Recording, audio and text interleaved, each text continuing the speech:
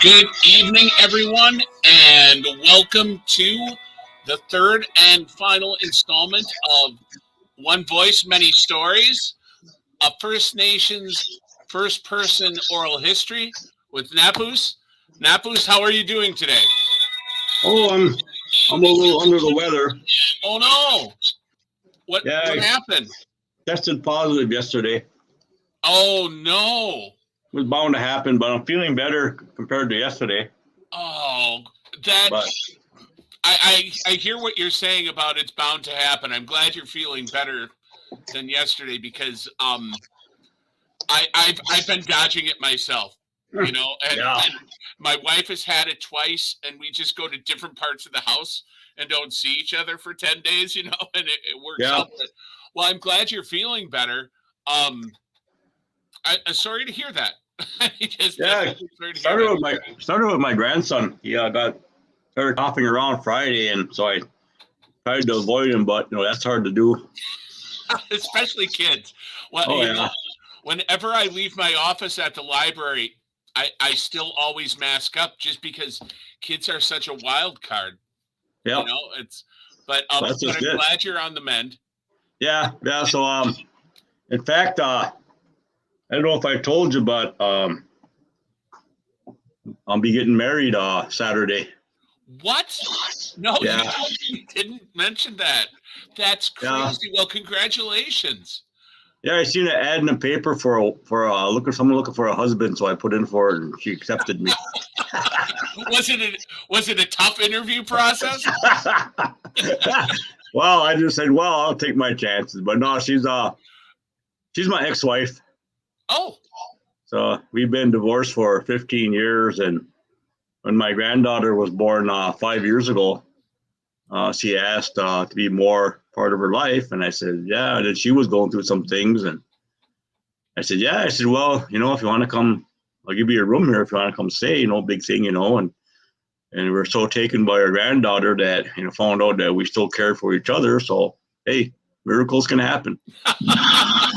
Well, congratulations. That's fantastic. I knew that you were seeing your ex-wife. We had talked about that, but so you'll be completely ready to go come Saturday? Well, that's the whole thing is that I tested twice this weekend and I come back negative, even though the grandson was positive on both tests. And I thought just for the safety of it, I'll go down to the tribal clinic, and which I did, and they said, no, you're positive. So and I said, well, how long do I have to stay in quarantine? And he said, well, till Friday. I said, okay, well,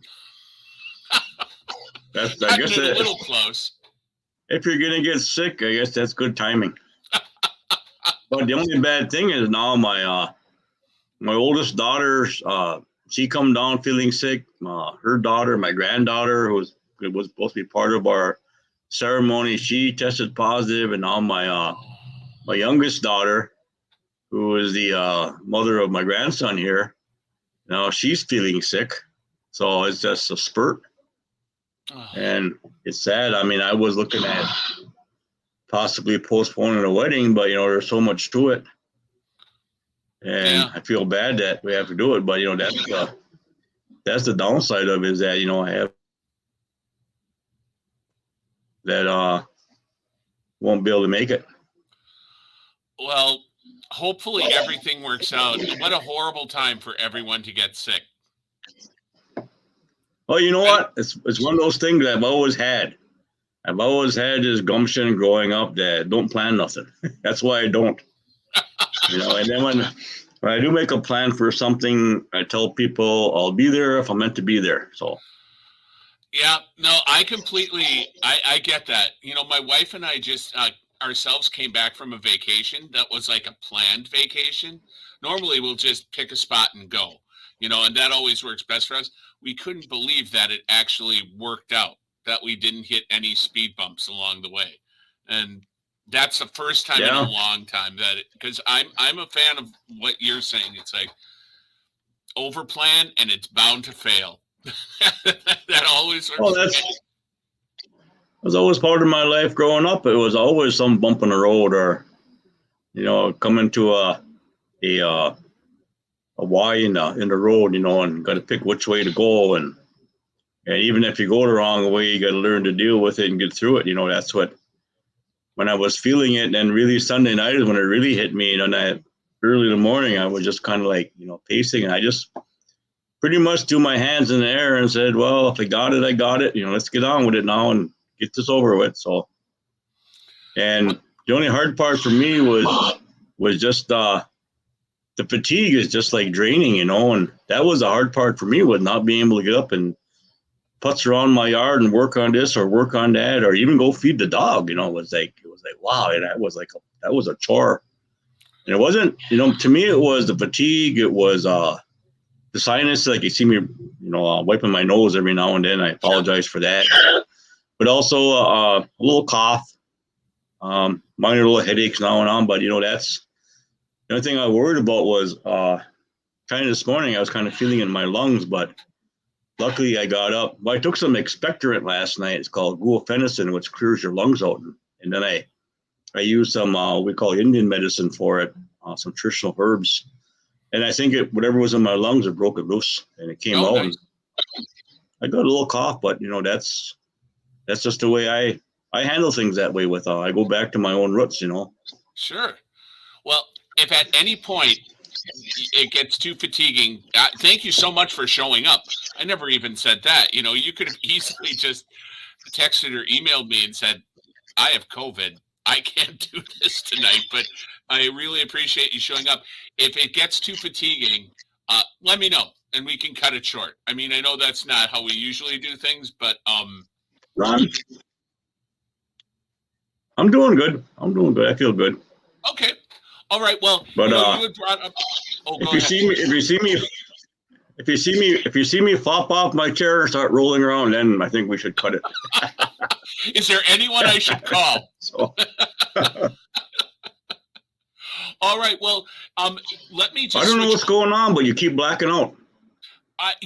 Every once in a while and you're freezing up. But then you come back. It's freezing, but it isn't too bad. But let me switch over to you being the primary person in focus. And, you brought up an interesting segue just talking about how, growing up, you encountered a fork on the road. So like the focus of tonight, what I thought would be would be interesting to talk about is we had talked about your time when you were younger and finding out about your mother being, in the boarding school. And then we transitioned to your time in Milwaukee and various things there. I thought it would be nice to kind of talk about like what followed Milwaukee and your experiences that led you to the point where you are today. Not the COVID and the getting remarried to your ex-wife, but we can work that in too. But so what happened after your time in Milwaukee? How did what? Excuse me for a minute. Oh yeah, no problem. Go ahead, keep talking. Okay, so what happened after your time in Milwaukee? What were your experiences following your time in high school? Well, I guess getting out of Milwaukee was probably one of the best events of my life, because it connected me back to where I was born and where I'm from. And also being in Milwaukee was a historical event for me because a lot of the things that were going on at that time. And a lot of my stories come out of that. Like I said, when we left Milwaukee that day, that was the day of the Ice Bowl. Right. So it was like coming back home. At first it was, typically for a kid at 12 years old, that now I got to make more friends. But then I was moving back to an area to where, as I found out later, that a lot of the people were my relatives. And we moved to the town of Neopet, that's north of Kashina. At that time, too, it was known as Menominee County. It was no longer a reservation, but I didn't know really what that meant. Sure. And so, but then it was going from an area, a community, whatever you want to say, to many, many different people, to 99% of one people. Native people. Mm-hmm. And to me, that's when I think the what do you want to say, thought went into my mind that we're different. And even the way I talked, I talk kind of like what we say Indianish, Okay.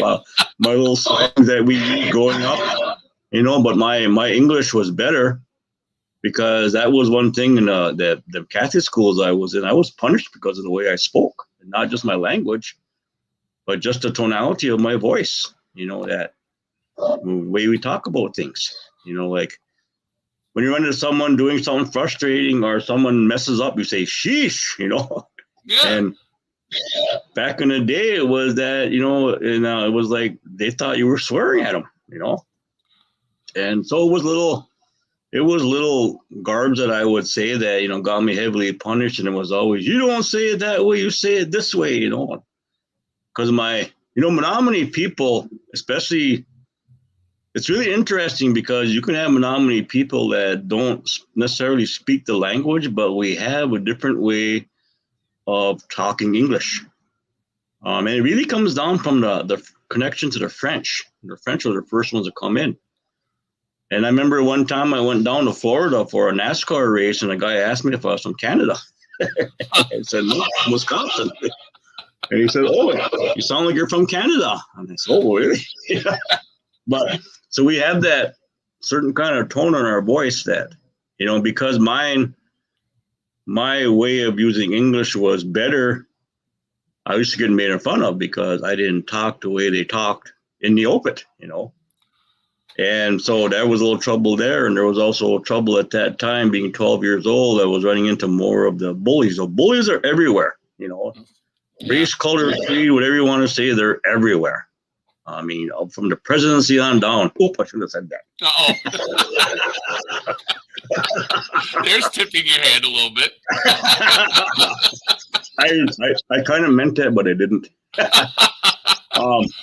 And so I was running into that also. And I wasn't, growing up, I wasn't really the fighter, even though I could handle myself. I was really good at wrestling. And along the way, I had some friends in Milwaukee. One guy taught me judo. Another guy taught me some jujutsu. And I think I told you a story about the kid that knew judo that had the bad leg. And he was thrown around. Did I tell you that story? I don't think so. Well, just before we left, I was about 10, 11 years old. And I had this friend. And, I just have a thing that a lot of my friends were handicapped in one way or another. And either they were overweight or they had, some kind of physical problem. And this young guy, he had something with his leg to where actually he wore suspenders, but because on the back of one suspender, he had a hook that he would pull his leg straight up his back. And he would hook it to this hook because when it dangled, it would just get in the way when he would try to walk with crutches because it was lifeless. It was just like dangling. I don't know what it was. I mean, and so one day we were coming home from school and he says, well, I'll catch up with you later. He said, I got to go to class. And I said, well, what kind of class you go to? He says, taking judo. I'm thinking, you're taking judo? I said, yeah. He says, I said, how can you take judo when you got one bad leg? He said, well, I'll show you. And I says, really? He said, yeah, attack me. And I says, I don't want to attack you. No, attack me. Come at me. No, I don't want to do that. And he got to me and he grabbed my arm and man, he looked like Steven Seagal. He was throwing me like a rag doll, man. Then he got on top of me and then my wrestling took over. So I kind of got the better of him there. But I mean, I stood up and he grabbed my leg and down I went and was like, all right, enough. I believe you. And so did you start taking judo then? Or did he teach you? Yeah, he showed me. Then there was another young man that he took, back then I didn't know what it was, but it was jujutsu. And so he showed me something, but they always schooled me that, you only use it for self-defense. And that's later on when I eventually at 25 years old, I eventually got into karate and I hold a black belt in Shotokan. And that is one of the major tenets of our martial art is that, it's for defense only, just like what Daniel-san learns, in Karate Kid, Yeah. And so, growing up there, I learned a lot of little self-defense moves, and my brother always stuck up for me. So when I moved in Neopit, I could probably say a wussy little kid because I didn't like fighting. I didn't like being hit. My mother's first cousin was a great boxer. His name was Alex Askanet, and he had a boxing team. So one day we were walking down the road, and my mom had told him how I was being bullied. So one day he called me over and said, "Hey, come on over here." And I said, "Went over." And of course, because he was a close relative, I called him Uncle. And I said, "Oh, Uncle, what do you want?" He says, "Come on." He says, "I need a sparring partner for this guy here." And I said, "The guy was a good boxer." And I said, "No, Uncle, I'm not good at that." I said, No, come on." He said, "I'll teach you." So I trusted him. And so here's your stance and blah, blah, blah. We're going through some things. They were showing me how to throw a punch. And he told me right out, he said, "You know what?" He said, for being inexperienced, he says, "You got some good power." He said. I'm like, well, And so he just taught me. So finally, after an hour or so of trainer, he threw me in with the guy. And the guy was, he was a better boxer. And I had the little peekaboo like this, And so it was really funny. The guy was toying around and he was like sticking his hand out like this, his jab, and getting his distance. And as I turned, I could see Uncle standing behind him. And Uncle made the motion. He went like this, like this. So I did it. I threw what they call an overhand right or a haymaker. And I whapped the guy and knocked him down. But because of the kind of person I was, rather than scream and jump in joy, I took the gloves off and I ran. I thought he was going to get up and knock the snot out of me, But that's the way I was. I wasn't a fighter. Then later on, we moved up. It was winter time. So by summertime, I got to know some friends and we would play around and start doing some things. And there was this Neopit was where the lumber mill was. So they had these big piles of logs that they used to bring in, and they were huge. And they were on the Neopit broke up, and when you come in from like the southern portion, there was a place called Shantytown. When you got down below, there was a place called the Hollow. And then when you go up to the like northern western part of it, they call it White City. And then there was a place called Dogtown. Well, just a little bit east of Dogtown was right by the river was this huge lot that they had open. They had all these logs stacked up really high. So we got to playing in there, and people would say that when I could run up those logs, because we played tag, and we'd crawl inside those logs, not thinking how dangerous it was. And some of the friends that I got, some of my cousins say, "Man, you're really fast. You can go with them logs really good." So eventually we got into sports and we started playing football, and we played football almost all year round. And it got to where, when I would get to football, I basically would run people over because even at my age, I was pretty chunky person, and I was pretty fast. And so if anything really helped me to kind of make my place when I moved there was my athletic ability. And my mother always said, your background is very strong in sports. And I didn't know back then that eventually I found out my grandfather, my dad's real dad, was Louis Leroy, who was a well-known athlete, was a professional baseball player. And, his third cousin was Jim Thorpe, who would have been my uncle. My grandfather, my mother's dad, was a bare knuckle fighter. And he was tops in this area into Wisconsin, Minnesota, Michigan, even Canada. He was very well known for his ability as a bare knuckle fighter. Of course, I didn't know that until later on, but that, if anything, is what really got me out of the doldrums of moving to another town and facing bullies. Because it was really funny because I would run when the bullies wanted to fight me, but on a football field it was different. I'd run them over.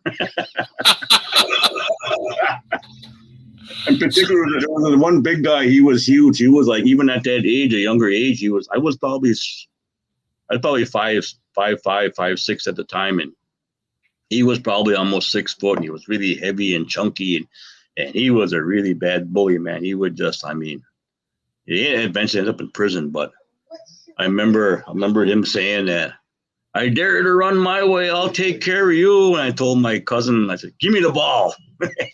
He gave me the ball, and I ran right at him.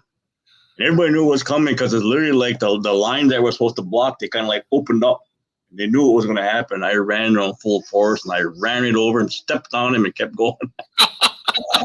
So then with that, I got some respectability, being a good athlete. And then I also was getting in the mold because I was feeling strong, that I started sticking up for younger kids, because I knew how they felt. Some kids would come say, hey, so-and-so is picking on me. And I go over there and, I would, leave them alone, When I beat up someone, beat me up, but I just got into that kind of that channel at that time.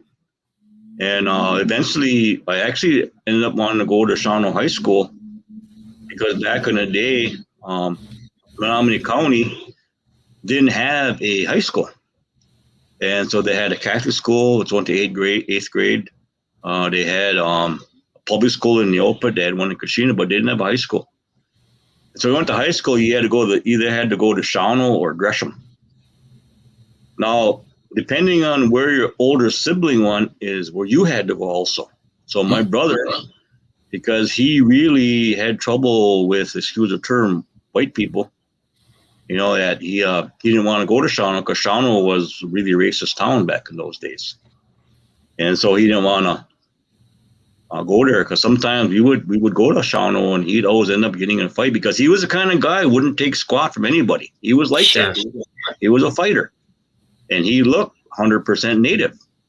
And at that time, there was these families in Shawano that despised Indian people. Well, you get that anywhere. You just get people that have that inborn hatred. And so we ended up going to Gresham, which turned out to be okay because I think.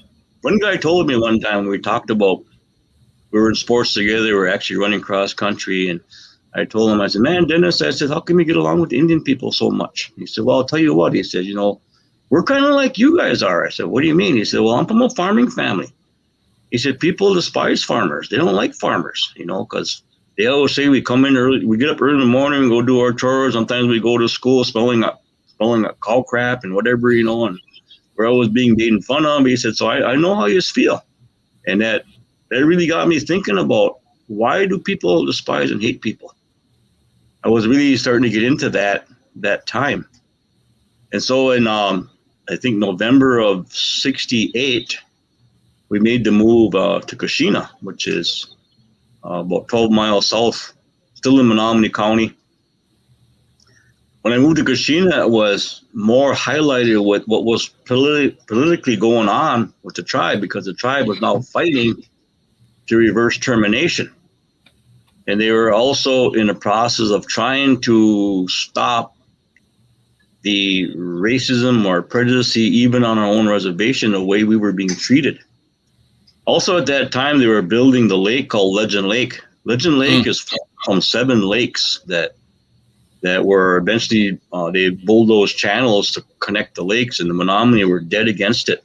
But we were overruled by the people that were controlling of Menominee Enterprise, who were highly, not native people. There were a few native people on there, but majority of the board that had, even the president of the board was non-native, which sounds kind of interesting when you think about it. Mm-hmm. And so there were a lot of protests. So that's when I started paying attention to what was going on with, and I would ask people, or my relatives or my mom or my grandpa, why are they doing that? I said, well, they shouldn't be doing those things. This is our land. It's the last stand of land we have, and we're trying to make it so that we can control what we have. Right now, they're controlling it. So that opened up a whole channel of, not that I fully paid attention to it, but it gave me some of the thoughts later on I relied on to what was going on. And so in the meantime, also, it was moving to a new town. And you might think that because we're pretty much all Menominee people, there is a division between the little towns that existed on the reservation. Well, it's still kind of there, between the people that lived in Neopet, the people that were from Kashina, the people that were from Salt Branch. And were the three major areas. So there was competition, I'll say, between it'd be like living in a city, and you're from South Milwaukee, or you're from, downtown area, or you're from, out by Butler or whatever. I mean, there's also competitions, and that's the way it was. So it was going into that. But again, I made some pretty good friends. But that was when I really started really paying attention to some of my friends, their parents and grandparents who they stayed with. And it wasn't uncommon back then, just like now, of Native people being grown up with their grandparents. And back then I had a lot of friends that were living with their grandparents. The parents had moved away to go work. The kids later on wanted to stay on the reservations, or their grandparents wanted them to stay on the reservations, and a lot of them did. And so that was another thing that by going to visit them, I'd walk in a household, and it was about the time when I found out that I could understand Menominee. Because one time I became a paper boy, and I had my friend go with me to go. It was the night we had to collect. It was a Friday night. And so we went to this one house, and I knocked on the door, and I heard someone say, "Pite Kunun," come in. It's a command form, come in. And I opened the door, and the guy says, "What are you doing?" I said, "Well, they told us to come in." He said, "He did?" I said, "Yeah." "Oh, okay." So we went in, and the old lady was sitting there, and well, she spoke broken English, but the old man came out and he greeted me in Menominee, and I acknowledged him. And then the lady told the old man in Menominee, "Well, you don't speak Menominee. These young ones, they don't speak Menominee." And the old man, he knew my grandpa. He said, "No, his grandfather's Eliquapus. I know he knows Menominee because I would see him at those things. The things he meant ceremonies." Sure. And so he asked me, and I acknowledged him, but I told him, I said, "I can't speak good though." He said, "Well, that's all right, because someday you'll learn it, So that was my acknowledgement of that I knew some of the language, but it never dawned on me. Actually really until later. It was just one of those things, you grow up, you know what you know. And so, but that became pretty irrelevant in my life as to moving back home, that now I was in a place to where, not, how was that phrase go? There was a movie called Little Big Man back in the 70s. Dustin Hoffman was the character. He was kidnapped and eventually was raised by the Cheyenne people. And he's kind of narrating the story as he goes along. And one part is that he says that, how does he say that? I'm not just living Indian, I'm being Indian, or something like that. And this is the, 68, 69. So this is when Native people are really coming back to fight for our culture and our heritage. It was proud now to be Indian. It was good that, yeah, I'm Indian, so what, and there was a time when, other outside forces that came in, because I always remember a lot of the old people were pretty meager and they were pretty respectful and gentle. But now it was coming to where we have to stand up for ourselves. And that was a lot of the turmoil that was going on at that time.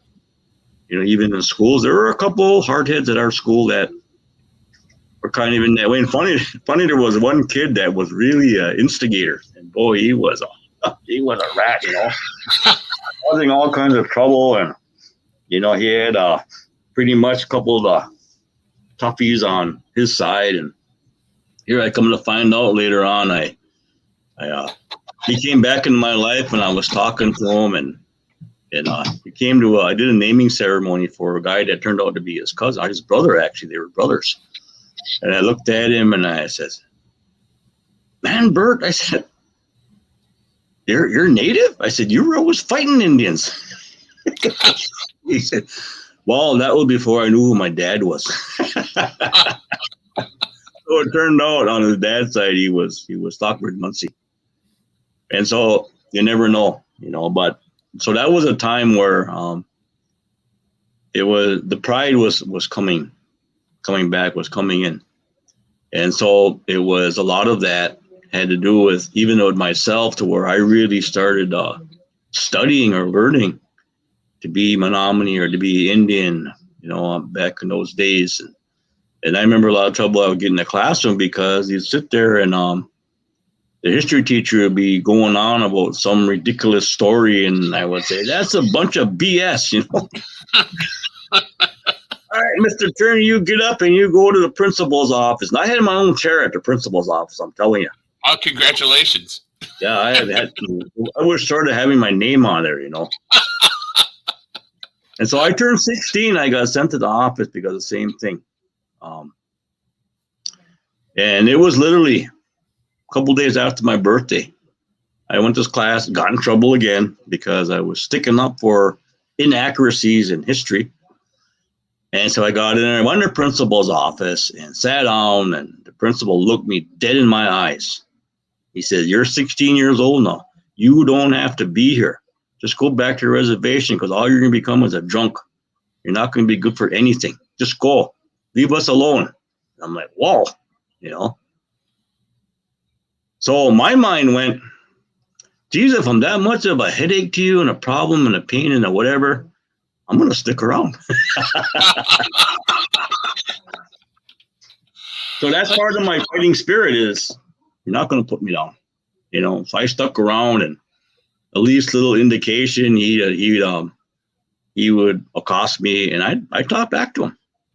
And he'd say, no, you're being insubordinate. No, I'm not. I'm just sticking up for myself. I have the right to speak. I said, you don't hold power over me. I said, this is America. We have the right to talk. I said, get used to it. And other things went on. I remember one time when I got a little quote from the racial talk down in Milwaukee, and no longer are we going to be your slaves. We have the right to this power to be ourselves. And so that's when I started going into that mode. But later on, with the help from him and the help from, I got put on a probation program in Kashina, for sticking up for myself and being wayward, uncontrollable. I ended up being sent to a boys' school in Wales, about a month after my 16th birthday. But it was a blessing in disguise, because by going there were more natives and there were more native boys that were in the same predicament, that a lot of them were there because they were just standing up for their pride. And this was going on all over the place. And so we had staff there that nourished that. And we had actually, the lady was, I think her name was Cookstorp, was actually the wife of the second in charge of the boys' school, Wales, Wisconsin. Even the old man who ran the thing was proud of the Indian guys. And he said, you'll learn your way. He said, there's better ways to handle what you're trying to do. And we had another lady, Mrs. Keeley, boy, she was a little sweetheart, boy. She would, bend out of her way to get us needs. She brought us to have the first ever powwow at the boys' school. Had a drum come in and speakers come in. And the message at that time was to find the best avenue to get your point across. And so I started really paying attention to that. And then, I did a year there off and on. And then when I got out of there, again, I tried to go back to school. Again, the principal was still after me. He said, I won't rest until you're in Green Bay Reformatory. And I'm like, man, I never did nothing to you. And he told me, your problem is you had a big mouth. I'm like, you're going to hear more of it. So I would constantly just antagonize him, Well, I mean, sometimes to the point of being disrespectful, but hey, when you don't respect someone, you don't deserve respect. That's true. I agree. So it sounds like the boys' school, even though it was meant to be a punishment, quote unquote, or I don't know if punishment is the right word, but it sounded like whatever it was meant to be, it was a better school than the high school. You know what? I was so used to being punished, it always turned into a strength for me. Here's the point. When I was young, and sometimes we wouldn't go to bed. Okay.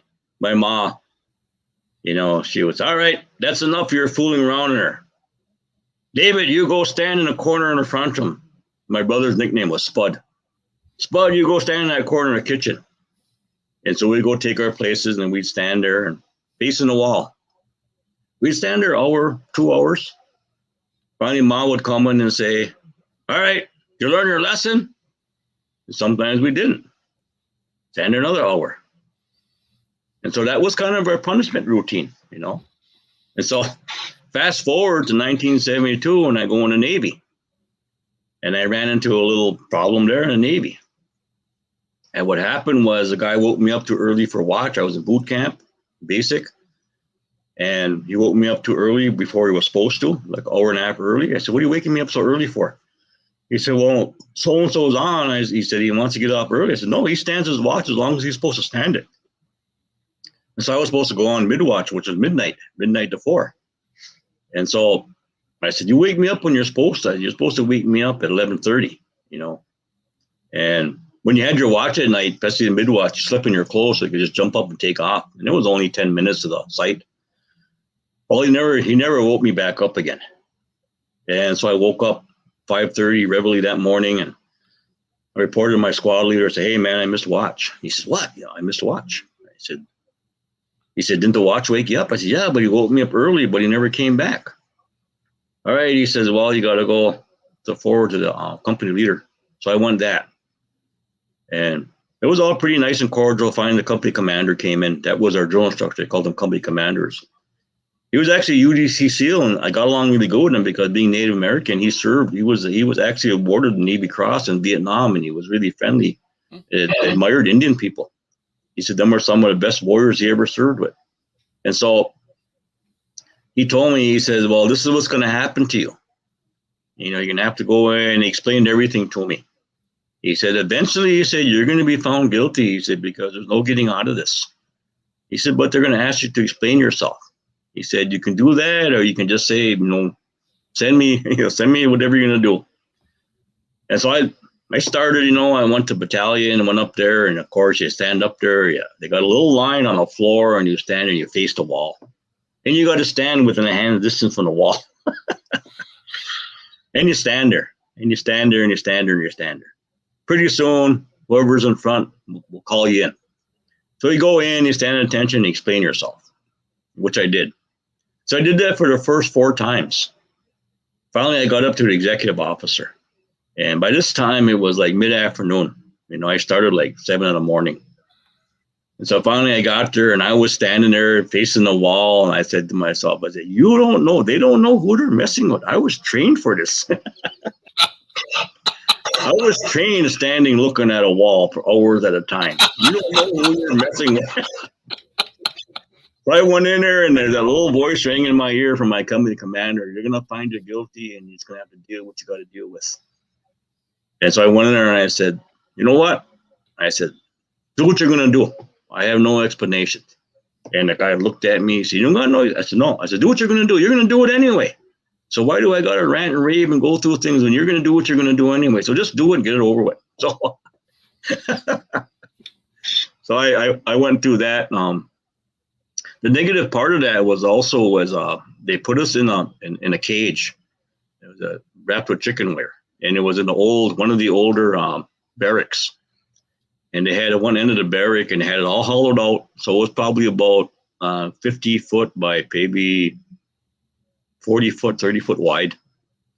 And so on the very end is they had this cage, and they had a bunk in there. And that's what they put us in. And it was, the bottom part was plywood, but the top part was chicken wire.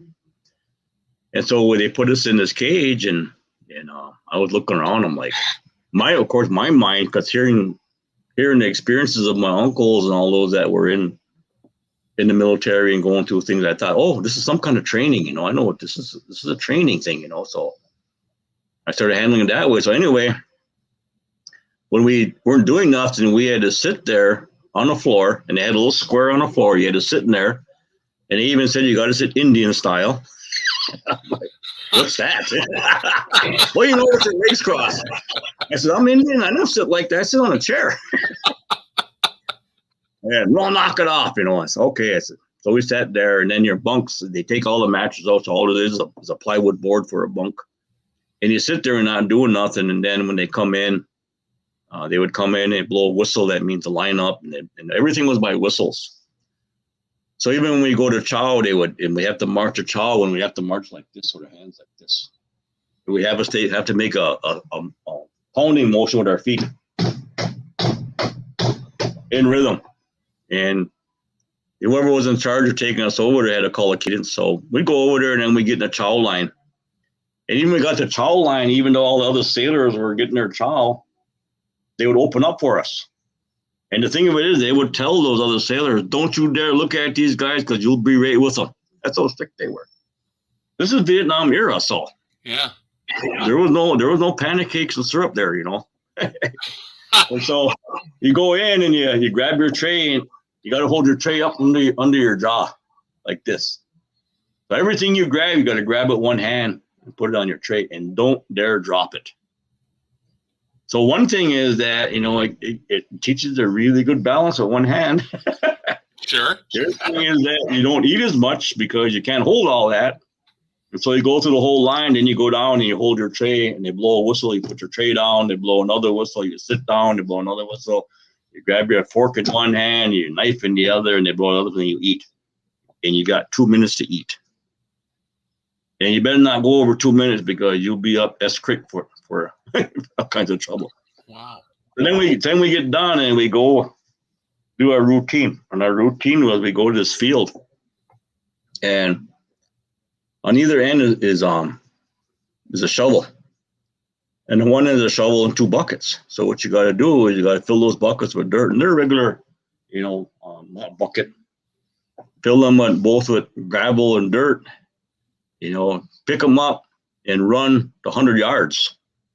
The other end, dump them out, fill them back up, and run back the other way. And you do 4 clips at a time before you get a break. And then your break was standing there for a whole minute with the shovel straight out. Oh, that's a lovely break. So my brain was standing there going, man, I'm going to be one badass sailor when I get out of here. But again, I was a very physical person. So, but the incident that happened was that there was a guy would come in and be sitting there. This guy would come in, and again, I thought I was training. He whacked me on the back with a stick or with a broomstick. And I thought, you know, wake up call, you know. I thought this is, you know, my uncle was recon, so he talked about some of the stuff he went through to make him tough, you know. And so anyways, so one day he come in, or one day was sitting there, and there was another guy in with me. He was another Native American guy. I think he was Apache. And all of a sudden he was sitting there, and he'd always say, man, I can't handle it. I said, man, hang in there, man. There's only got a couple of days left. Come on, we only got 5 days, you know. Hang in there, you know. And so he said, man, brother, I can't handle it, man. It's, come on, hang in there. And pretty soon he was sitting there, and I heard a funny noise, and you weren't even supposed to look. You were supposed to stare straight ahead, but I took the chance, and I looked, you know, and there he was laying on the floor. I said, you're all right, you know. And oh, man. And all of a sudden he was like talking, but I could hear like a garbling. And so I crawled over by him, and here his mouth, blood was coming out of his mouth. And I looked at him, I said, holy man, what happened? And I looked at his mouth, and I opened up his mouth. He bit part of his tongue off. That's how stretched out he was.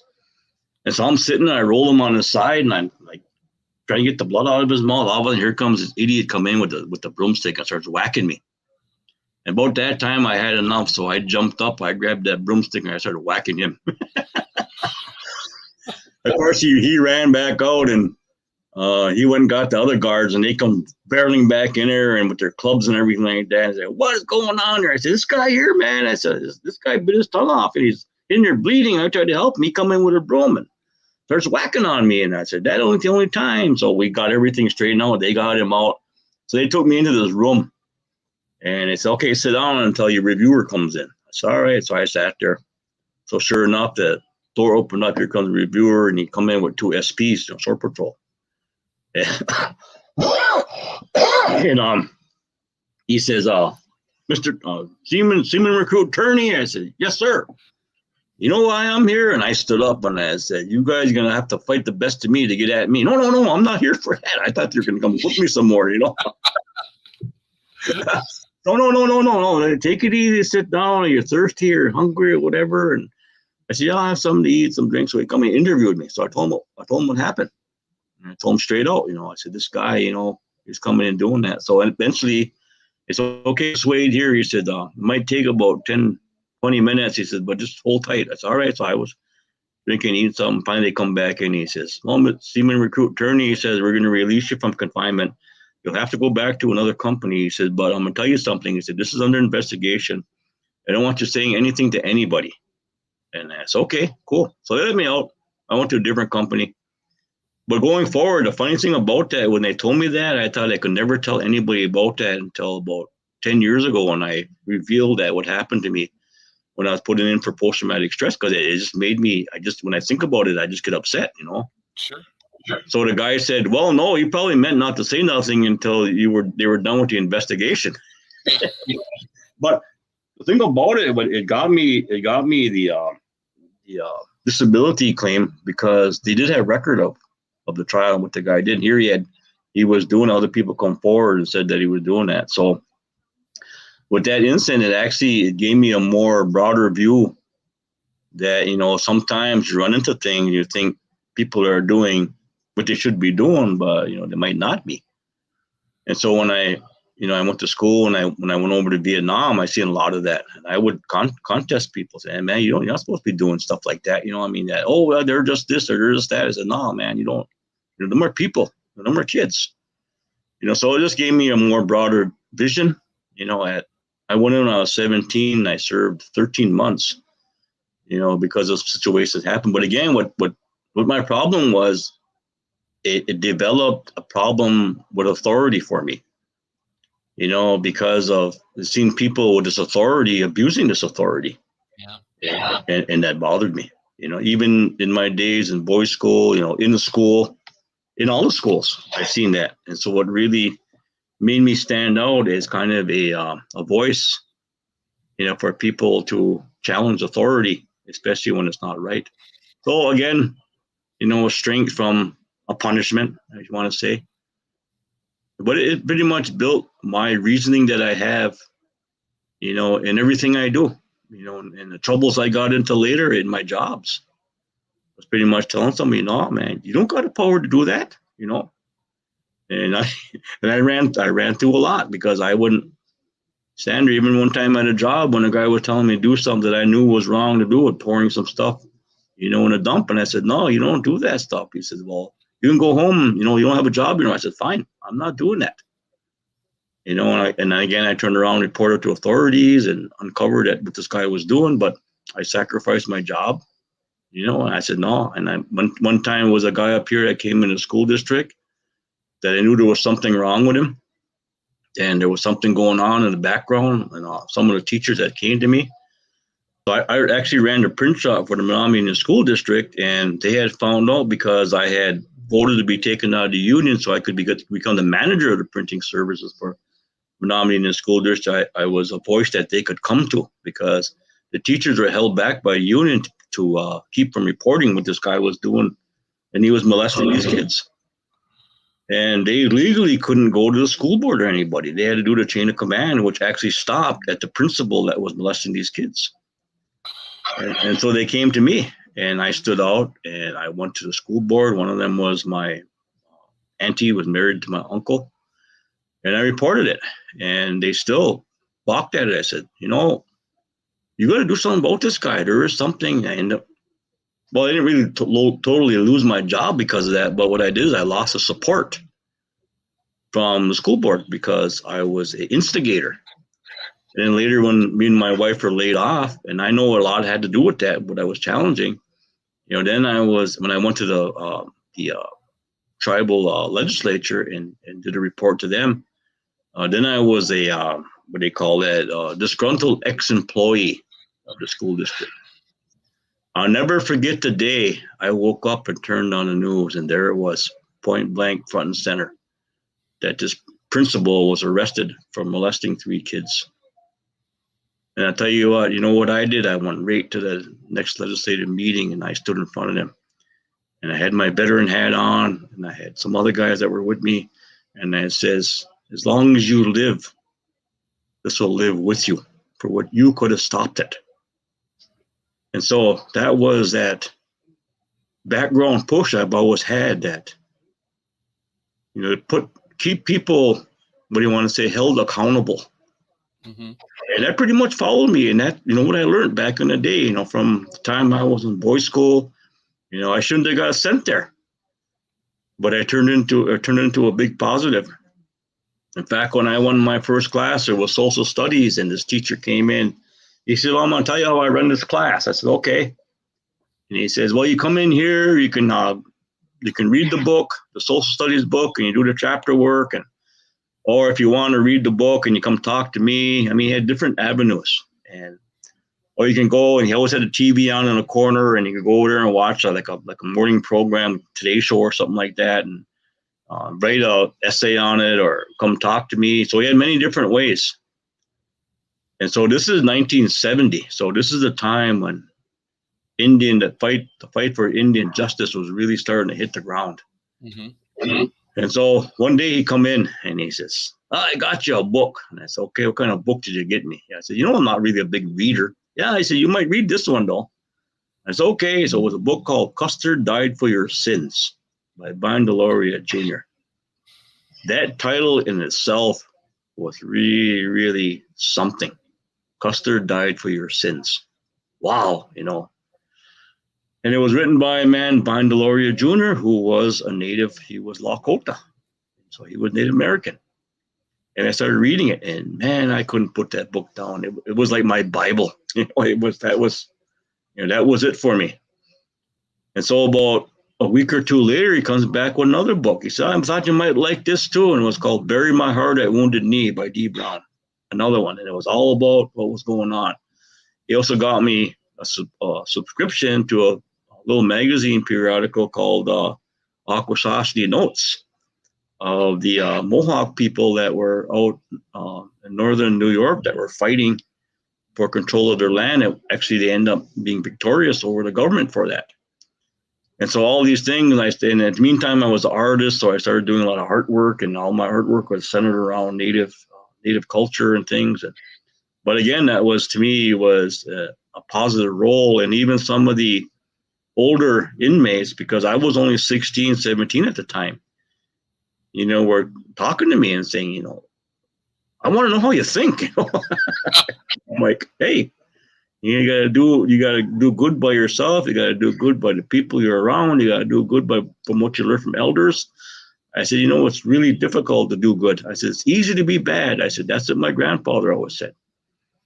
I said, "So this is the way I look at things." And they would sit and talk to me, and I became a little voice for the member, even though I was probably the youngest in the boys' school, the native group, that they actually made me the spokesperson.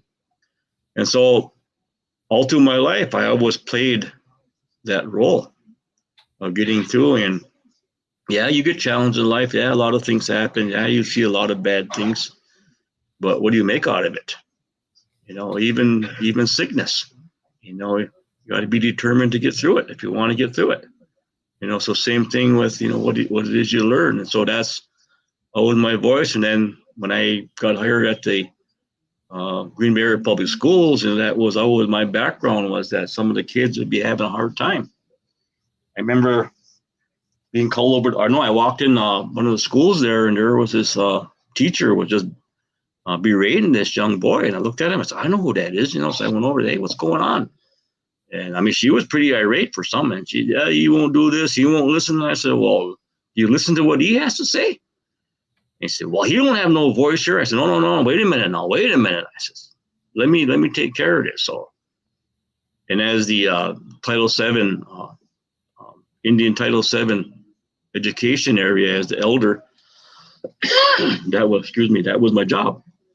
And so what I had found out, what they were worried about, is a kid would show up as soon as the doors are open. He'd be there at school, 5:30, 6 o'clock in the morning.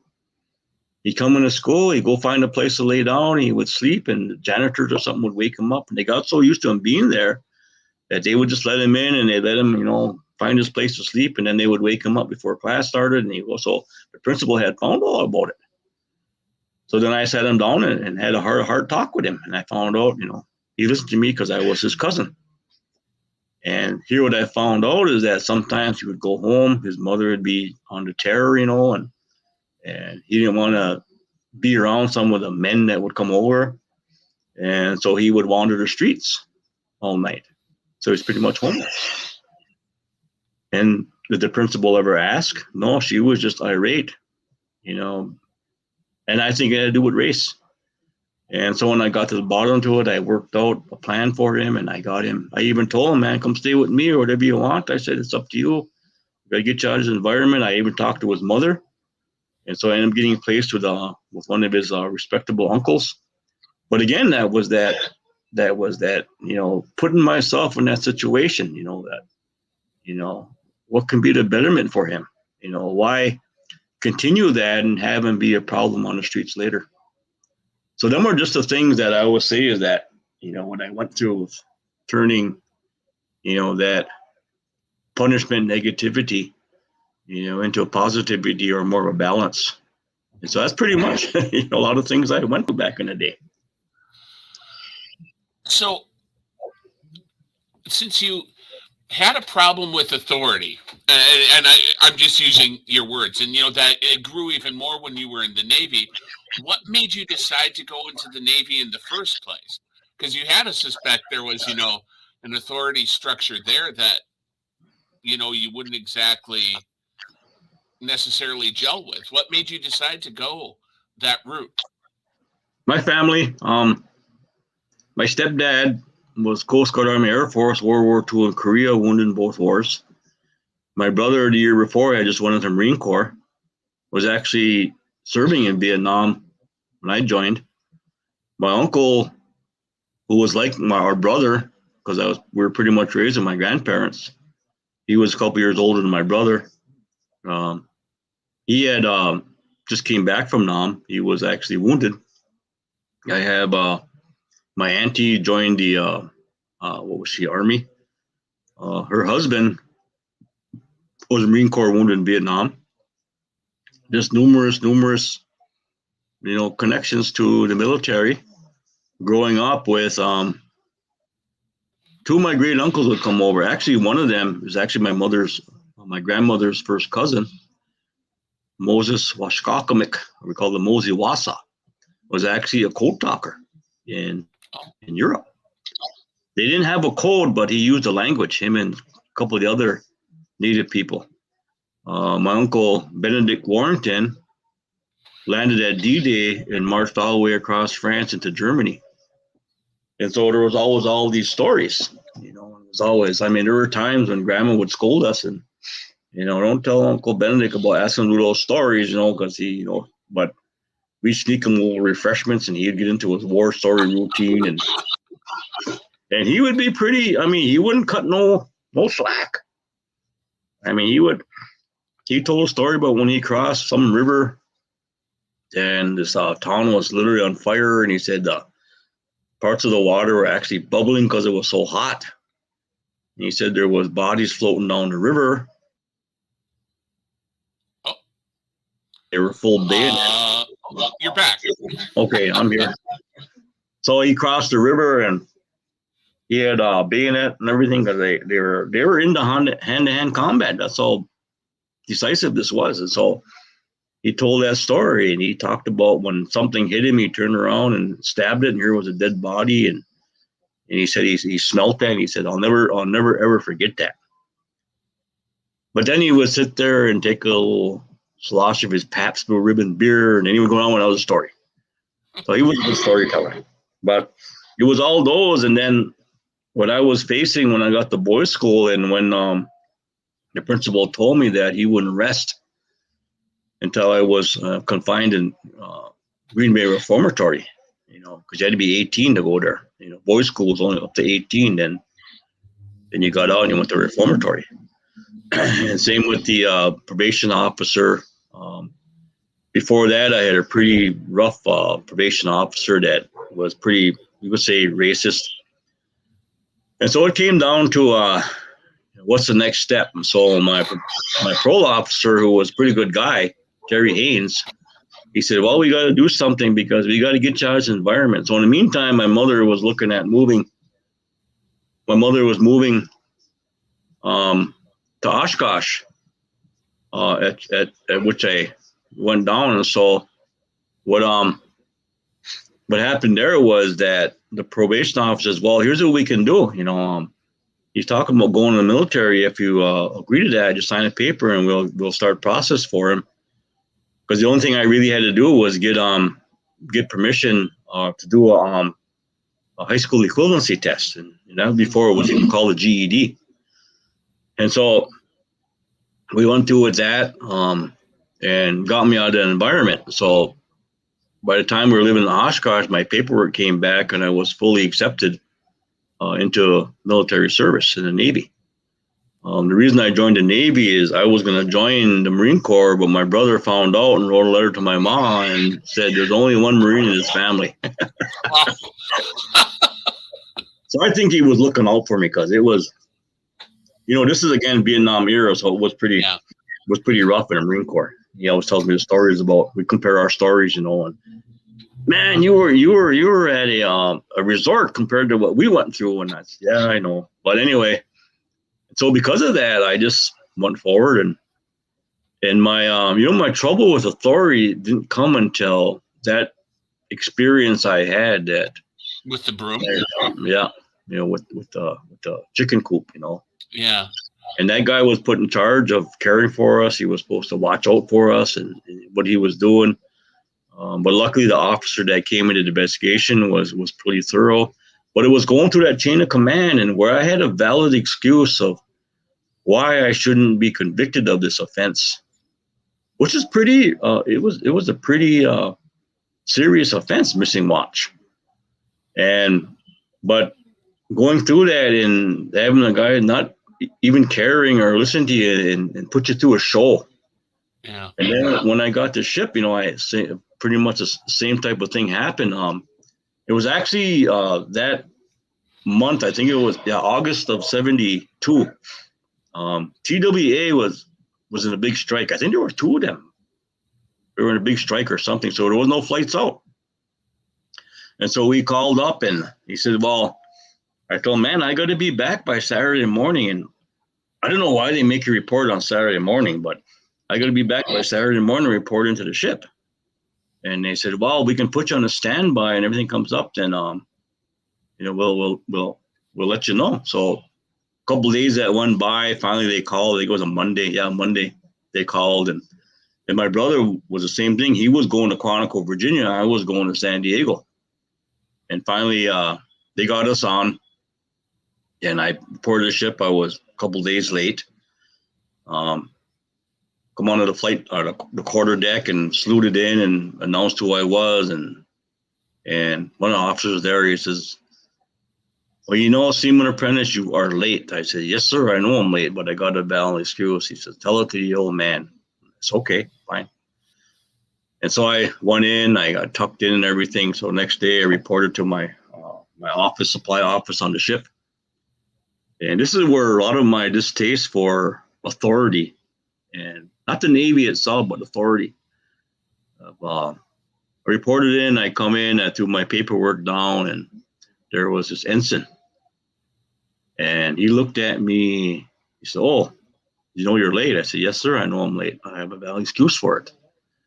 And I told him, I said, the airlines were shut down. I said, I couldn't get out until Monday morning. I said, all I got to do is check with it. He said, that's no excuse.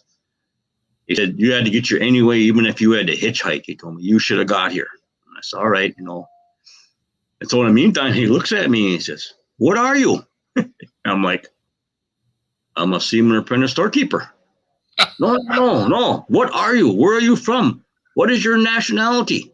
Are you Mexican? I said, no, I'm Indian. I'm Native American. I'm Menominee. And he sits back and he looks at me, and I'll never forget that look. He looks at me and he says, oh, I hate Indians. Wow.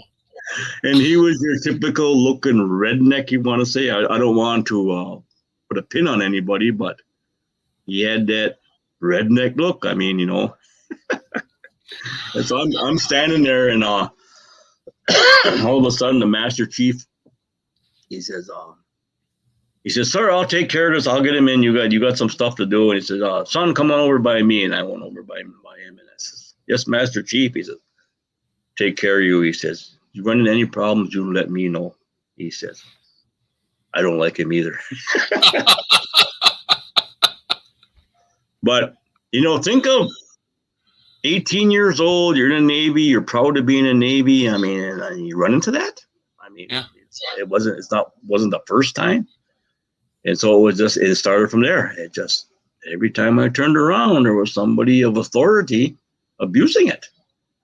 And it was just, and it was people of all colors. It wasn't just someone's nationality. It was different people. It was just like, why are you like that? Why do you think you have so much power, And I would lay awake at nights thinking, I was even told we were about a week out of going to Vietnam, and they made an announcement. They said all unsecured personnel report to the flight deck at so many 100 hours. And so one of the chiefs, petty officers, called me and says, "Turney, get up there." I said, "All right." I said, "We'll see what's going on." Here, what it was on the flight deck, they had all these weapons laid out. They had 16s, they had AKs, they had every weapon that you could possibly come across in Vietnam if you were to get left behind or something. And so I was sitting there picking these up. I said, "Man, this is a M16, and you know about that?" I said, "My brother, wasn't just got back from Vietnam, and my uncle was over there, and they showed me some of these things." And so, anyways, I'll never forget it. The guy looked at me and he says, "By any chance, are you American Indian?" I said, "Yeah, I'm a Menominee." "Why?" "I'm gonna tell you right out," he says, "when we go in, there's a high chance that you're probably gonna go in an extraction because you're Indian." And so, "Yeah, why is that?" He said, "Well, you guys got that sixth sense in you. You guys know the woods." And I said, "I ain't never been in a jungle." Wow. But I'm like, holy man, and I've heard the stories about other guys saying, "Man, I served as one Indian guy, man, he was blah, blah." I'm like, yeah, but even one guy I was with said that he said, "Man, I grew up in a city, I'd never been in the woods before." But again, that worked, and I just ran into people left and right that just had this racist feeling toward Native people. I mean, even at that time, some of them even said, "Well, you guys ain't even really a race, you guys are, So it was just that building of things that went on, even when there was some trouble with between some, use the term, white Marines and some Latino Marines. They went by the word Chicano, and there was a scuffle, and somehow I got involved in it. So I had to go to what they call the race officer, and he was a black guy. And I'll tell you what, he was, I don't know, I was raised with a lot of black people, and to me, he didn't have the mannerism that of the people I was used to being around when I was in Milwaukee, black people. And even the things that he said, that, "Oh, get over it, get past it, make that stuff rub off." And I said, "When you rub it in," I said, "it gets deep." And so that, being an officer that could have, I think, handled the situation a little better. Yeah, but again, it was officer. The only really officer that really I clicked with was the captain. Sometimes I got in some trouble, which was usually almost every payday. I never drank when I was a kid. I didn't drink till I went in the military, so I wasn't very good at it. Okay. But again, this came out more. It magnified. I was pretty good until you got in my face or something. Then it hit the fan. And it happened to one officer one time, and he downright lied, and I actually caught him in a lie. He got my charges dismissed because he come forward lying. But again, that was that, hey, you're in a position of authority. You have this official power. But you don't have the power to be able to lie. And so that was pretty much what I went through a lot. I did my duty. Even when I got out and I had sent for my records because I was fighting for my post-traumatic stress, man, they tried to cover up so many stuff. At first, they tried to not even say I was in Vietnam. I said, my dreams tell me I was, and I remember going in, I remember things. But they were saying, well, according to your records. I said, well, whose records are you looking at? And finally, I produced my 214. I said, right here, served in Vietnam. And they said, are you sure that's yours? I'm like, what? Wow. The official records I got. Yeah, they were. But I think a lot of that, myself, this was a time when they were fighting against Agent Orange. And I had even told them that I was doused by Agent Orange in Cameron Bay. And they tried to tell me that, no, we didn't have Agent Orange in Cameron Bay. And I said, you're full of crap. I said, we were unloading it because it was a time, I didn't know until later that when Vietnam was going down, it was ending. And my ship being a cargo carrier, we were unloading a lot of equipment and chemicals. And I remember when it spilled, they told us, go down, get hosed down. And, oh, it's just a weed killer. It's not going to bother you. You'll be all right. 45 years later, what happens? I get cancer from Agent Orange. And so even that fight, the whole time, our government had the ability to take care of that, to take care of a lot of veterans. But there was all this upper channels of denying that. And again, it just put that bad taste in my mouth that, hey, you got to realize who you're fighting for, who you're backing, who you're supporting. And so that's where those things were like, even to this day, I just think, what is the struggle for people just to, take care of people? Even with the veterans now, that thing with the burn pits over, and I know those burn pits. I was around those. Okay. Yeah. A lot of those burn pits were in Nam. They had outhouses. You go, do your thing. And they had cut off 50-gallon barrels. That's where all your waste went in. And they had, a lot of times it was punishment. You had to drag that barrel out. You dump it some gasoline or flammable in there, and then you light them. And you stand there and you slosh it around. So it would burn completely. Oh, and you're standing there with protection on. They actually showed that in that movie, Full Metal Jacket. Oh, okay. There's a partner where that one guy is he gets wounded and he's going across. He runs through his black friend, and that's what he's on that. But that's what they call the burn barrel, actually. But now they call them burn pits because that's what they would do. A lot of the clothing from wounded soldiers, rather than that's the only way they would dispose of them, when they put them in a pit and they'd burn them. And so there was that fight, against those veterans that were exposed to that, that denying them access to healthcare. And again, that just makes me really feel irate inside. That maybe you should have been there. And so everything is it's just that thing, like I said, growing up, but again, turning that energy into a positive. I got involved with veterans. I help out veterans here when I can, do ceremony for them, do whatever I can, listen to tell them the way I walk and how I use my native culture. Even back then, that was like that when I was struggling, when I was actually officially diagnosed with PTSD.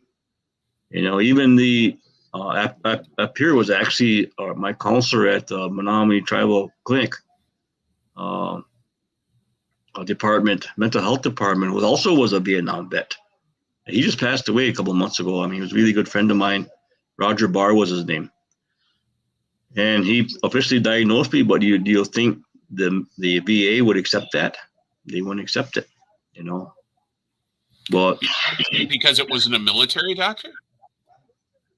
Yeah, it was connected. He told me right out that.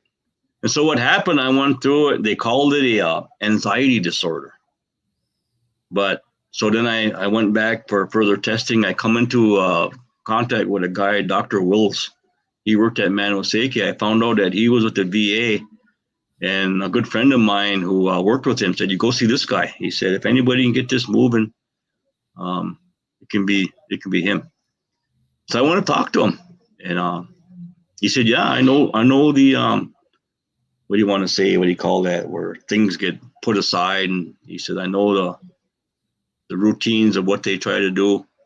And he pretty much explained, the cost that it would be for individuals to care for everybody and things like this. He said, so he pretty much put it on the line for me. So, but because of his ability and his knowledge and his background, he's the one that finally, got me approved.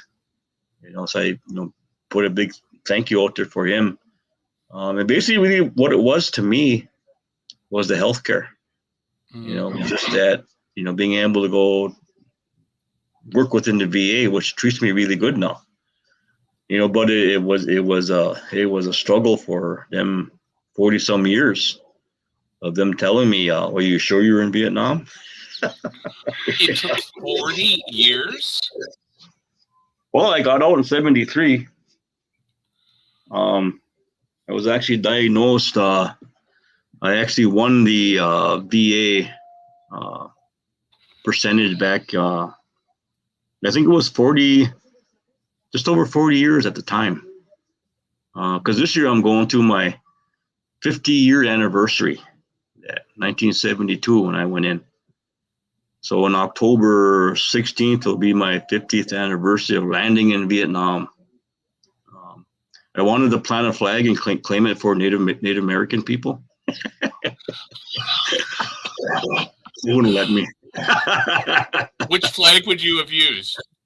I would have used the Menominee Nation flag. Nice. It's going to be Menominee land. Because, a side bit of that, one day we were getting ready for an operation. Actually, it was my first. It was just before Thanksgiving. And so we're going to go in, and of course, it's all hush-hush. But the night before, we had a mock-up to go and let everybody know what you're going to do. You're going to do this, you're going to do that, and you'll be on flight deck and be prepared to go in if you have to, and blah, blah, blah. And he said, be on standby. He says, because we're going into Indian country. And I'm like, Indian country? Are we going back home or what? No. He says, any area controlled by the communist Viet Cong, we call Indian country. I says, well, the Viet Cong, the Indians? Yeah, they're the Indians. I says, okay, I'm an Indian. Am I Viet Cong? And finally, the guy caught himself.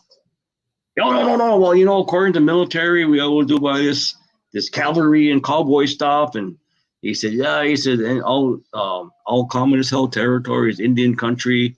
He says, we look at the Viet Cong as being the Indians. Actually, the leader, even though he was dead at the time, Ho Chi Minh, was called Geronimo. That was a code name they used.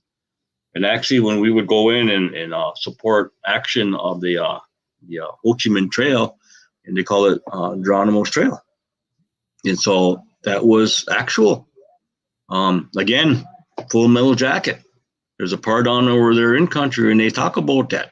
Who are the Indians? Well, the BC are the Indians. It's right in the movies. And so that, again, told me, this is unjust, man. This is, even when we went in, we did the action. How'd you like Indian country? It looked different from the country I'm from. But an interesting thing about that is I didn't have to go in that day, but I was on the heliport. And chopper came in, and whole thing was over rescuing these 5 Rangers. And so they flew them in, and a lot of times what we did is because we had a heliport on back of our ship. My ship was called the LKA, attack cargo carrier. So it had a heliport on the back. And so sometimes we'd anchor off, and a chopper would come in, and if there was no medical unit around, then they would land, and we would transfer them to a waiting chopper, and then they would fly them to a hospital ship. And so there was a chopper came in, and there was a guy was on there. He looked native. I mean, I could tell. I mean, when you're Indian, you can kind of tell who was an Indian. And so he was there, and he was wounded, and did some stuff with him, and transferred him, and flew him out. So fast forward, 40 years later, I meet this guy from Oneida, and we got to be friends. So one day he invited me over to meet his mom. I said, yeah, my mom was married to, I was with a Menominee guy for quite a few years, and she was raised up on the res. I said, oh, yeah. So I went down to meet her. And so here I come to find out that he showed me this letter. This lady had sent him a letter from the USS, I think it was the Repose. And I said, yeah, we used to send guys there from. I said, what's the date of that letter? Here it was the date of the operation. I was there. I said, I was the one that transferred you. And we've been pretty tight friends since then, you know. Does that sort of language still exist in the military? Do they still? It's still there. They still refer in that In the manner. Marine Corps, my nephew went in the Marine Corps a couple years ago. He was called Chief because he was Indian. They didn't call us Chief in the Navy because we have Chief Petty Officers. Right. It would be So confusing. they just call us Indians or Indian Joe or that Indian guy. You know, I'm not sure what terminology they use now because, you know, legally we're Native American now. But back in the day, you know, yeah, my nephew said they still call him Chief. And do they still refer to enemy combatants as Indians? Yeah, as I was told. I know guys that were over in Iraq. Yeah, they still use that. You know, that's that military terminology that comes from the old cavalry days. But there are still evolved past that. You know, I mean, it's been forever. It just shows how entrenched it is, I guess. When the Army does their passing review, usually at the Capitol, there is one pennant that flows on it, the victory of Wounded Knee.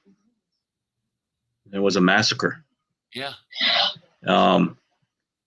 Deb Holland has put forth the effort to take away those medals of honor that were given to those soldiers that cut down those Native ladies and children. And so there are many, many efforts now that are trying to get rid of the stigma of the cavalry era in the wars. But yeah, it exists.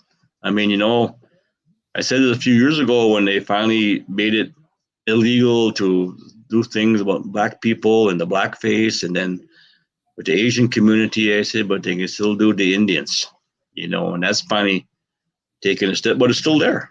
I mean, how long will it be there until you finally get people to realize of actually what they're doing, you know? And again, that's one of my fights too, that I tagged down to with a good friend of mine that passed away, and he, Richie Palas, who was my distant relative, but he actually would go around. He had an exhibit, and it was about Native American imagery, and he showed all these things, you know, Washington Redskins and Kansas City Chiefs, and you know, the Milwaukee Braves. So it's prevalent. It's, you know, when will it go away? You know, finally when the country just finally realizes. I mean, all you gotta do is go to a meeting where people are fighting to keep their Indian mascot logo and name, to see what they really say. It's always, we're trying to honor you. You know, a humoristic thing again, because I like humor, is I was teaching about my second or third class at UWGB, and it was Indian Studies, First Nation Studies we call it. And so I always say, okay, well, how many Native people do we have in our classroom here? And so some of the students raised their hand. I said, oh, what tribe are you?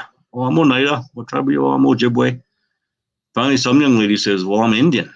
I said, okay. I said, well, what tribe? No, I'm just an Indian. I said, what do you mean? You got to be from a tribe if you're Indian. But then right away, I thought, well, maybe she don't know.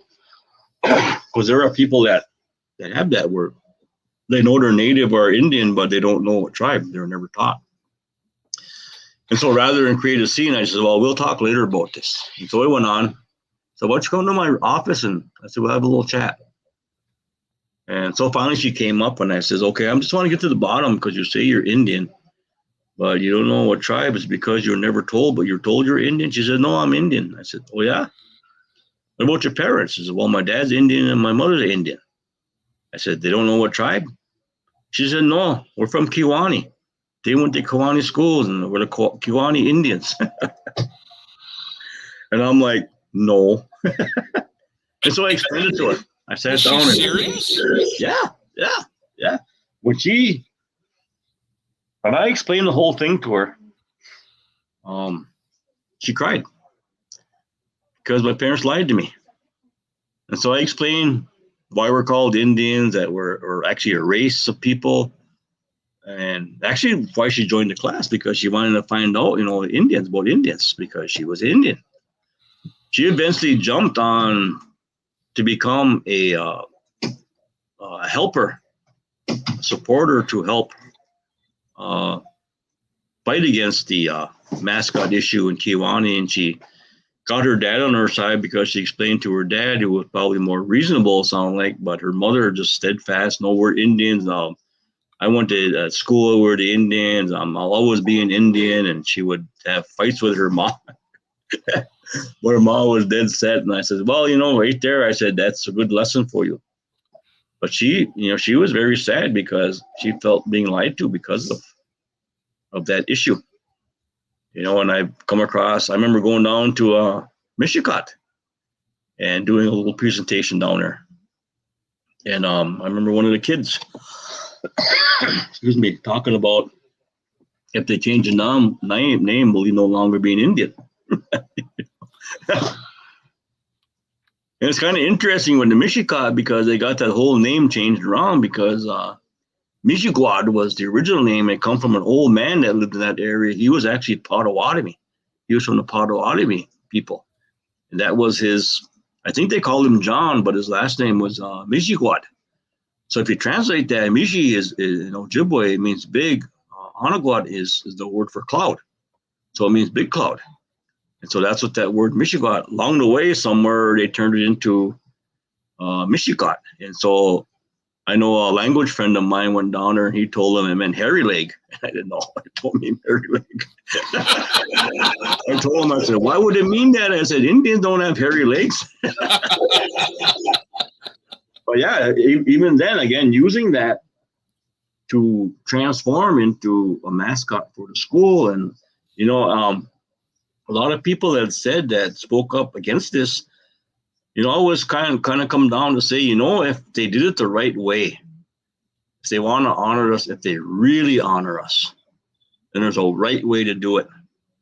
Not with all the jumping around and, the tomahawk chop. And there's a right way to do it. There's a right way to honor everybody. And so when I got in that area of learning about this, again, my thinking was like, how can people do that? I grew up in a time when they used the N word, Negro, and turned into the offensive word. And the same with, white people, I don't like using the term white, but sometimes I have to. But even with that, back in the day, they used the word Caucasian, and they had the different words for Caucasian, And so I was always taught that, if anybody wanted to, they can make a bad slang out of any word. Oh, that's true.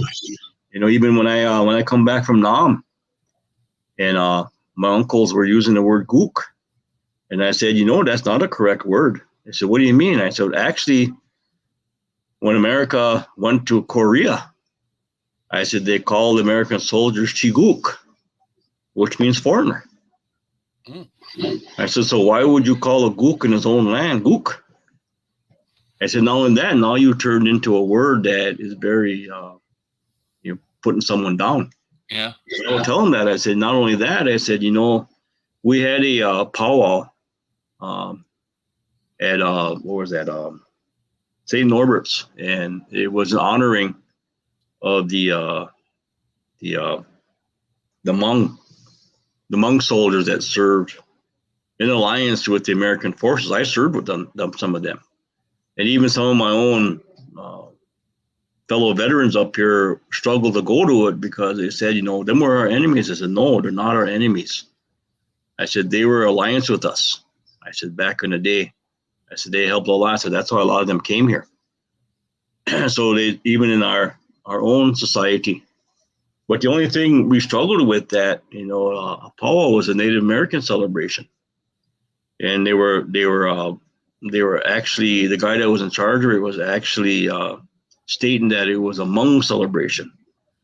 I said, well, then you should do Hmong culture. I said, not Native culture. But again, it was going somewhere that someone, as I was told, that actually professed to be Native, but he wasn't. And then again, you have that too with a lot of problems in Native culture where people come in, they do things, and they go out and about and they do a lot of crazy things. So interdict veterans. I mean, I don't know how many people I ran across claim to be in Vietnam. I remember one guy was literally crying in his beer of the struggles he had in Vietnam. And so, yeah, where were you with? Who were you with? So he told me, and I was sitting there. All of a sudden, my bestest buddy, who I call my brother, come over. He was Army in Vietnam. And I said, yeah, this guy said he was in Nam, man. He was Army. And I didn't know. I was Navy, so I didn't know that much about Army. And so my chum, my brother-in-law, says, oh, yeah, who were you with? And the guy started spouting off things, and he looked at him, and he said, you were in the effing Army. What the heck are you talking about? I was like, whoa, man, really? And because he slipped up and said he was with some company that didn't go to Nam. But I said, man, why would you do that? Yeah.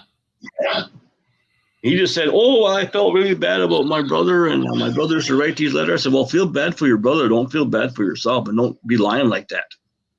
And I ran into a few people that. Actually, there was one guy out in, we went to a powwow and called the High Ground. He was Navy. Actually, he had the last name as me, Turney. And how he come by me, oh, you're Navy. I said, yeah, I was there too. And oh, yeah, when were you there? And of course, he picked a date before me. So I said, well, I don't know too much before. I said, but I was there 72, 73. I said, with the amphibious force, 5th Amphibious Force Unit. I said, so I was up and down the coast, and he was going on. And here, come to find out, he was one of those guys that. Actually, he's in that book, Stolen Valor. Okay. But the thing too, with the degrading part about that is also some people use that against you yourself. I was told when I come home from Vietnam one time, I was told by a guy in the American Legion that I wasn't in Vietnam. I said, why not? He said, you're too damn young to be in Vietnam. Well, I was 18 years old. Yeah. I said, I joined when I was 17. Dad, they don't send kids that young over anymore. And I said, yeah, really? So, but a lot of things that you go through that you just gotta find the strength out of them. Sure. So I'm just curious, and this is maybe a silly question, because you had said if in sports it was celebrated the right way, it would be fine. And sports aren't exactly known for their subtlety or correctness. What would be? I mean, how can you actually celebrate in a proactive, positive way, Native culture that is something in an arena that doesn't necessarily appreciate subtlety and doing things the right way? I mean, I'm just curious if you have thoughts on that. Look at what the Green Bay Packers are doing. Okay. And they had their family night, and they had those dancers come in, and they explain, especially the jingle dress dance, that is a healing dance. And we have those. A lot of our dances are based around healing. A lot of things we do aren't show. There's a reason behind the dances we do. Can you give me a little background on this? Because I didn't watch Family Night, so I'm not sure what you're talking about. I mean, I understand what you're talking about, but I wasn't aware it happened.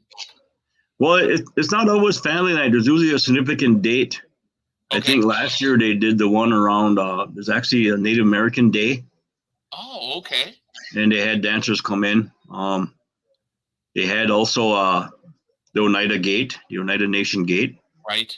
Actually, one of the first players of the Green Bay Packers was the Oneida guys that played for the Packers, and they actually honor him. And so by that, it's just saying, understanding what it means to honor people. I see what you're saying. And then when the Redskins came to play the past couple of years, when they were still the Redskins, the Green Bay authorities and the Packers let the protesters protest it. Mm-hmm. And they actually, told the authorities not to harass them, because they were just pretty much just standing there with signs. But you'd be surprised at some of the people that brought it out of the background, the closet, the way they really are, and things that transpire off of that. So to understand the things that are going on and what some of the tribal people are saying as to be respectful. That's what it comes down to, being respectful. You can't do it to Black people, you can't do it to Asian people or Latino people, but you can still do it to Native American people. And I don't understand why, that is still allowed.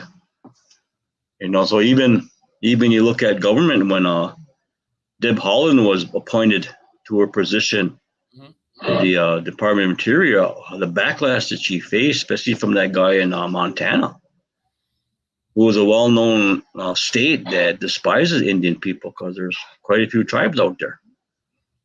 So you look at, and even Trump himself, when he was, before he was president, he was fighting to get his fingers into Indian casinos. Yeah. So, and when it comes down to too is money talk. So when that what's his name, Snyder was told that either you get rid of that name or we're not going to allow you to play in that arena. What happened? Yeah. Change his name.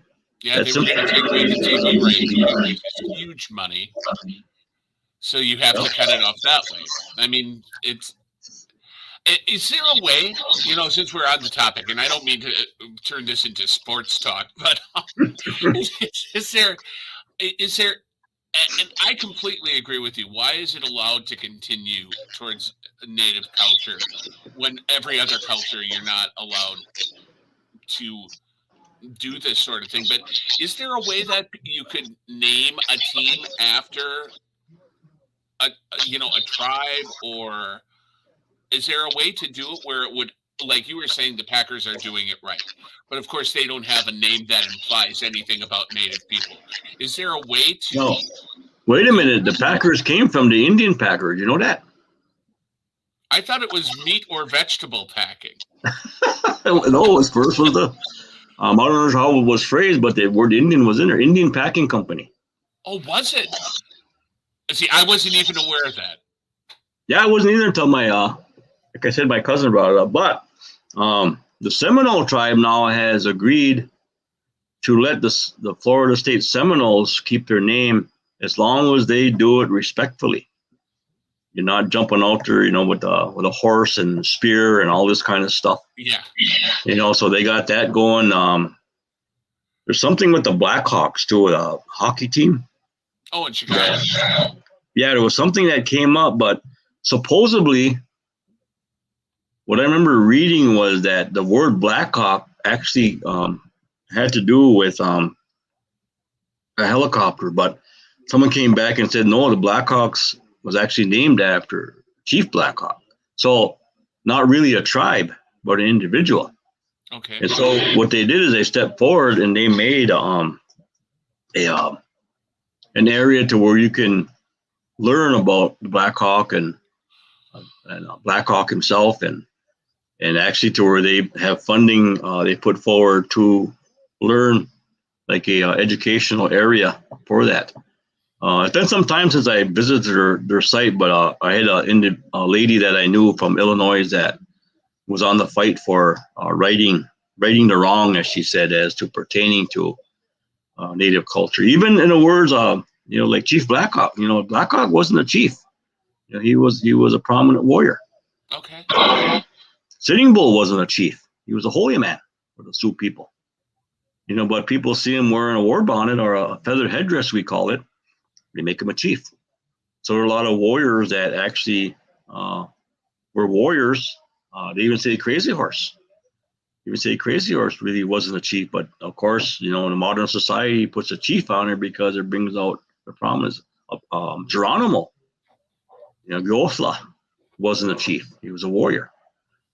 So I think what needs to happen is it needs to the education area needs to grow, and it is doing. I know GB, we have a really good First Nation Studies program that reaches out. Mm-hmm. When I was at Title VII, we had the availability for the schools, but there was still a lot of resistance, that we're facing. But with the thing with things like mascot issues is really to teach, the true history and to show the negativity, behind it. Now with the boarding school issues coming out and things like that, now they released the documentation of what was called the It was in Canton, South Dakota, the American Indian Insane Asylum, and that just came out on. There's a Indian country news or something, Indian news online. Okay. There's a lot of articles, but there's one. It was actually an asylum, a sane asylum that was for Indian people back in the day in the 1800s, and it even, oh man, it's just a gross. I can't even think of seeing the conditions that some of these people were put in. And you know what? They weren't insane. They were just practicing their indigenous rights. Right. One guy was there, and he never left, but he would refuse to put down his, they call it a pipe, his prayer instrument. And he refused, to get rid of his ways. So they committed him to the asylum and ended up disappearing. Children. And now there's a golf course sitting over top of all those graves. So how do you handle that? And I put that word out to those outside of my culture. How would you feel if that was you? So it's just those things that with that, what's going on, just like, our warrior culture, back in the day, there was a company in Menominee. They were called Company K, and they served with the, I'm not sure if it was the 43rd Wisconsin Regiment or something. And so it was Menominee, and a lot of them had actually taken pay from people, non-Indian people from surrounding area, Shawano and whatnot, to go fight in the Civil War. And so they formed this company called Company K, 101, 100 and something, actually 125, I think. And so there was a battle called Battle of the Crater. And there were many books were written about it. It was about a guy, they devised this plan to dig under, I think it was at Fredericksburg or something, or Virginia, that they were going to dig under this Confederate fort. And it was on a rise on a hill, so they were going to dig a path underneath it, fill it, excuse me, fill it full of TNT and blow it up. So they started doing it, and eventually they blew it up, but the timing was off. Other things happened. Excuse me, I got a frog in my throat.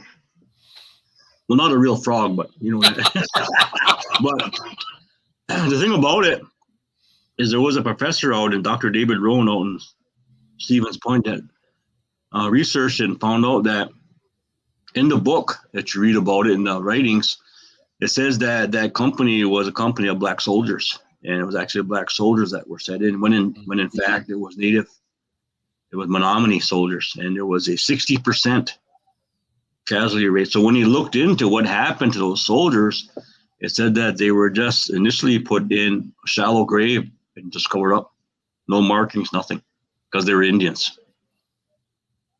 Eventually, it said that they were looking into the study, but I lost track of what eventually happened. I was when I went out on the honor flight to Washington a couple of years back, and we went to Arlington. I went to look for some of those graves, and I asked him if there was any Indian graves out there, and the guy said, "Not that I know of."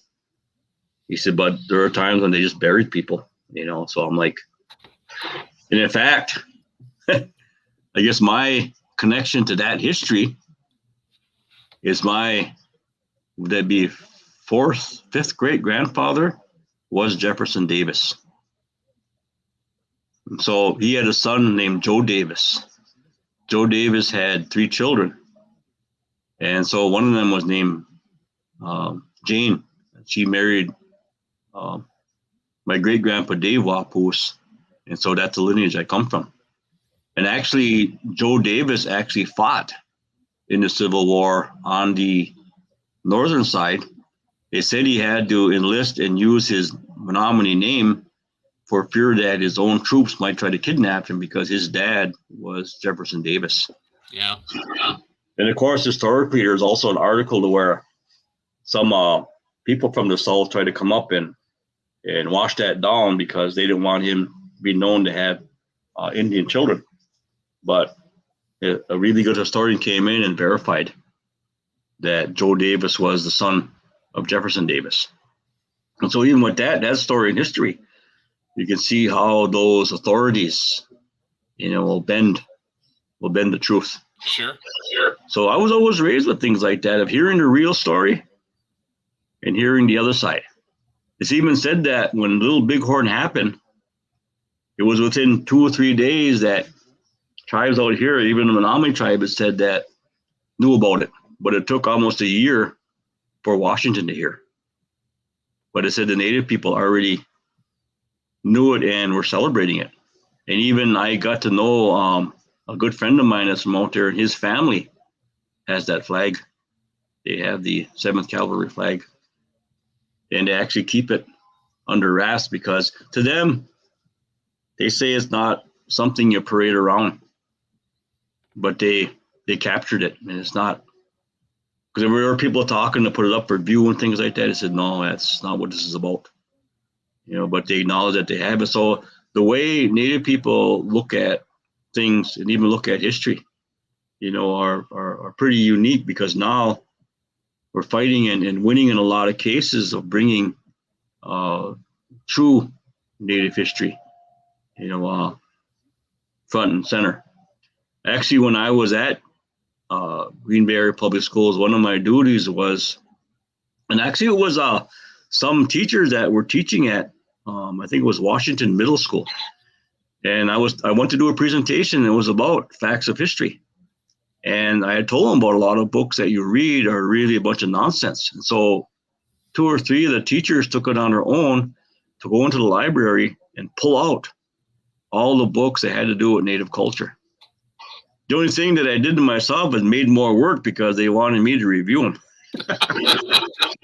But all I did was, my process was just looking in a book and just looking for those savage and, heathen and things like that. Because, maybe back in the day, they had a reason for using them kind of words, but they pretty much come down to create a vast negativity.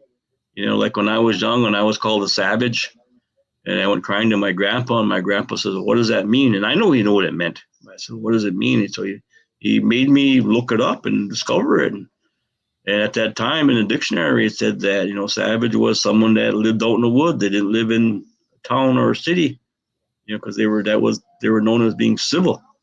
But if they lived out in the woods and in an environment, then they were called a savage.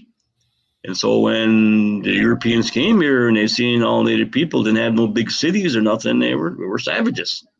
But the interesting thing is that language still exists in the foundation statement of this country, where it talks about the rights, and it says right in there, except the savage Indian nations.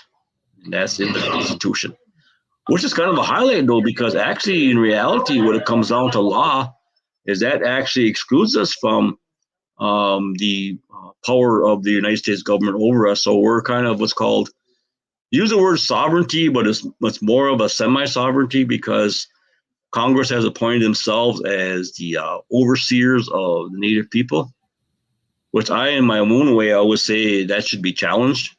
But, that's comes a time when the tribes all get together. But you look at those negativity of the use of words, of the way things are viewed. So that was, one thing coming back from growing up, being in boys' school, getting in the military, called a savage, and going through that time, getting out of there, coming home. Even coming home was, at that time in 73, it wasn't good for you to be a Vietnam vet. Mm-hmm. So then I had that slung on my shoulders. I was a baby killer. I was this, I was that. When I was in Vietnam, I was medevac. So I saved people. I didn't kill anybody. And that was my duty. Save anybody that was laying there. That's who we saved, this side or that side. And so when I come home, I ran into that challenge of, of course, you didn't see nothing. You were there. I mean, even my own fellow Vietnam vets had a problem with, me being a Vietnam vet, because, there was nothing going on. Yeah, they were still blowing up things. They were still killing people, that went into 75. But there was even that again, that, and I always seemed to come from people that just had that, whatever it was, to say chip on their shoulder about something. So it was just a building of integrity for myself to say, okay, well, handle it a different way, or handle it best I can. Then when I got involved with the Vietnam, there was a group that came out of Oklahoma that was all Native veterans. It's called Vietnam Era Veteran Intertribal Association, to where we started pressing forward. And there were several chapters that were established. Oneida had one, and we started one up here. But what it was actually bringing forth the rights of Native American veterans, because before that time, and I remember going to the Veteran Service Office in Shawano and be told to go home. They say, your tribe takes care of you. We have nothing to do with you guys. That's only your tribe. So then our tribe, at that time was a county, started their own Veteran Service Office. And so they actually called in the bigwigs of the Veterans Administration for these forum meetings. And we told them right out, the things that were going on. In fact, I remember one of he was a retired colonel. I think he was a black guy. And I sat up there and said, you up in this area, I said, you're in northern Mississippi. And he stood up and he like stopped me in my tracks. I'm from Mississippi and it's not really like that. I said, did you open your eyes lately? And he sat down and got really quiet. Because even in that area, and as you know, you can find people, even in my own culture, you can find people that are Indian, but don't act Indian or turn their back on a culture. And that's part of that boarding school. That's part of that domination of someone dominating you. People saying, I was told one time that when I was talking in school, one of the teachers told me, he says, you're from a conquered nation. Deal with it. Get over it. I said, your United States never conquered us. We joined alliance with them in 18 something, probably what the date was. But we Menominee people were never defeated. We supported, first the French, we supported the British, then the Americans came in, because we knew the power at that time, what the United States had over our people. And we were very, very, not very populated, probably 2,500. But the thing that Menominee leaders back in the day learned was law. And so they used that law. And that's why we're still here. That's part of that. When Oshkosh defied the government, wouldn't sign that last treaty to move us out of Wisconsin to Minnesota. That he defied that and would not sign it until they would let the leaders at that time go and visit the area that they're going to put us in. They were going to give us 600,000 acres of Crow Wing country in Minnesota. That's a big plot of land. Our reservation there is only 60 some thousand. But they held off and come back and said, no, we're not. If we go there, we're going to die. There's two big warring tribes there, and there's not enough to sustain us. So it was that sitting down and creating the rules of war in a different way. So all those things I read pretty much, ingrained me into. And I talk to young people about it as much as I can. When they come out and say, about the reservation, because we have young people say, I don't want to live on the res, I want to go. I said, you know why we're here? You know the history? You know what our people went to maintain what we have? Even my daughter, she's been in Green Bay, 5, no more than that, 8 years. And she said, I can't wait to come back. I said, well, yeah, we got to go learn our lesson, I guess. So. I hate to do this, but believe it or not, we've run out of time. Well, don't hate. Just dislike. You're right. Good point. I dislike greatly that way we've run out of time. And I know we've just scratched the surface. It's been an honor working with you these 3 installments.